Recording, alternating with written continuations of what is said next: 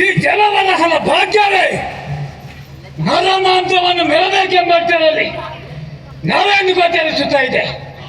ನಾವೇ ಬರುವ ಕಡೆಗೆ ಮುಂದುವರಿತೇವೆ.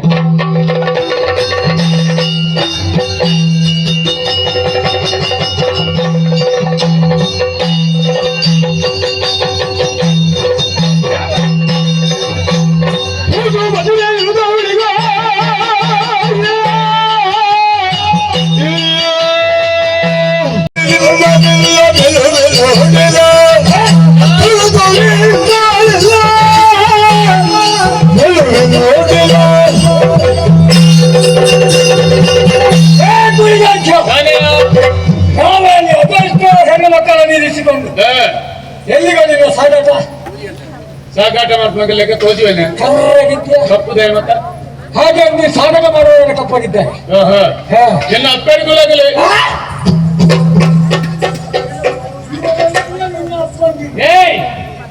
ಎನ್ನ ಅಪ್ಪ ಅಂದ್ರೆ ತಾಯಂದಿ ನಡೆಯ ಪ್ರಶ್ನೆಯನ್ನು ನೋಡ್ತಾನ ಮುನ್ನಪ್ಪ.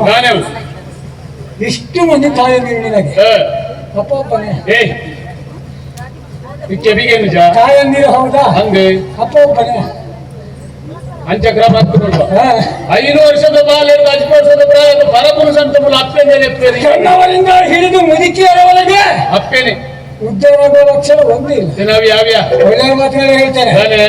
ಇವರನ್ನೆಲ್ಲ ತಿನ್ನೋದಕ್ಕೆ ನನಗೆ ಕೊಟ್ರೆ ಪಾಪಿ ಮಗನೇ ನಿನ್ನನ್ನು ಬಿತ್ತೇನೆ.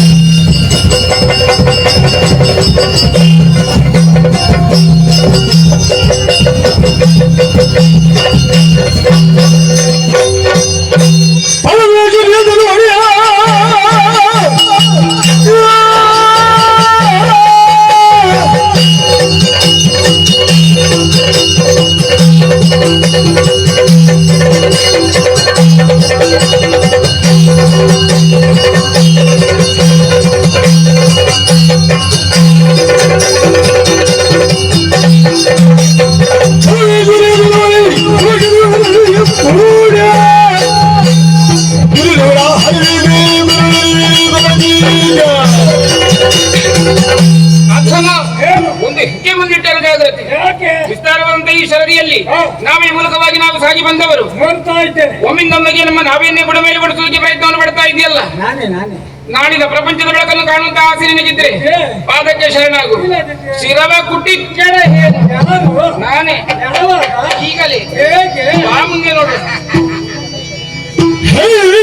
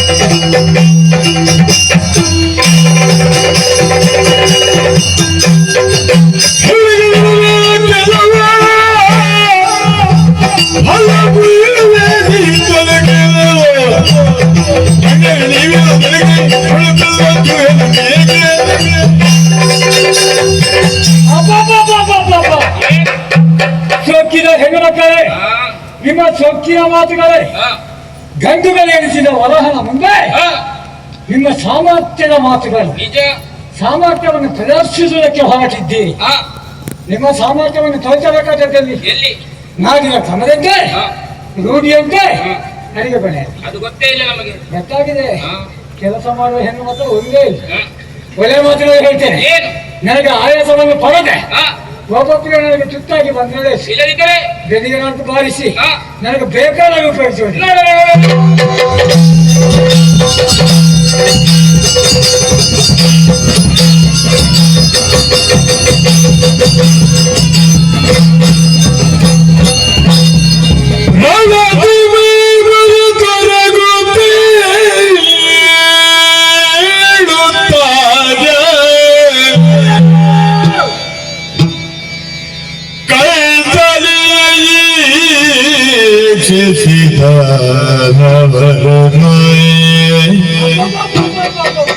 ಹಳೆಯ ಚಾಚಿತಾಯೇ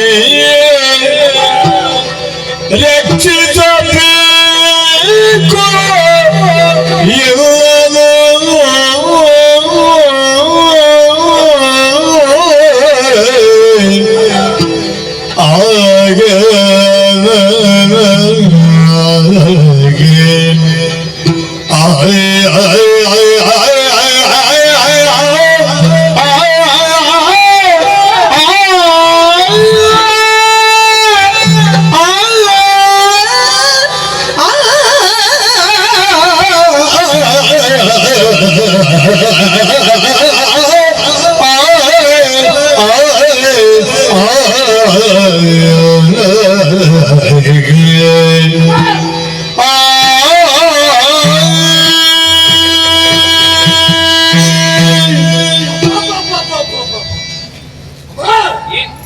ಸಾಮಾನ್ಯ ಹೆಣ್ಣು ಮಕ್ಕಳನ್ನು ಭಾವಿಸಿ ನಿಮ್ಮಲ್ಲಿ ತಿರಗಡುವುದಕ್ಕೆ ಮುಂದಾದ್ರೆ ಸಾಮಾನ್ಯರನ್ನು ಅಸಾಮಾನ್ಯರ ನೀವು ಹೊತ್ತಿಗೆ ತಿಳಿಯುತ್ತಾ ಇದೆ.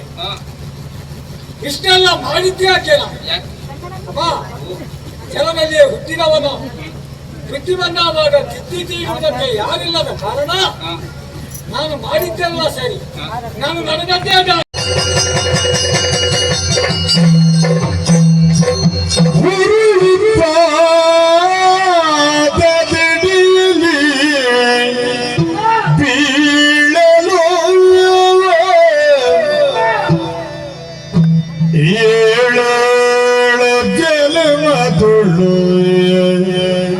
ನನ್ನ ಬರು ನೀವು ನಿಮ್ಮ ಪಾದದ ತೋಳು ಎಲ್ದೆಲ್ದು ನಾನು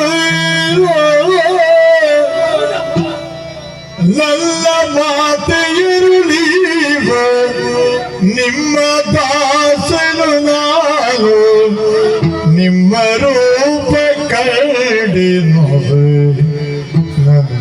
ನಾನೇ ಮರಿತೇನೋ ಅಮ್ಮ